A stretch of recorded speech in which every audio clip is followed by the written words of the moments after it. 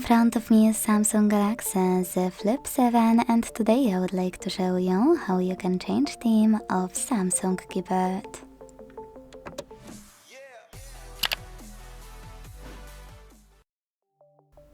Start by launching your keyboard and hitting gear icon at the top of it. When you're ready, scroll to hit theme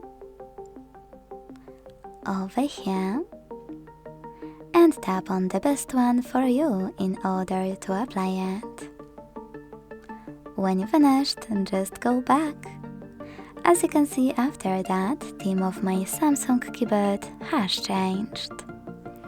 Thanks so much for watching. If you enjoyed this video, leave a like, comment and subscribe. Bye!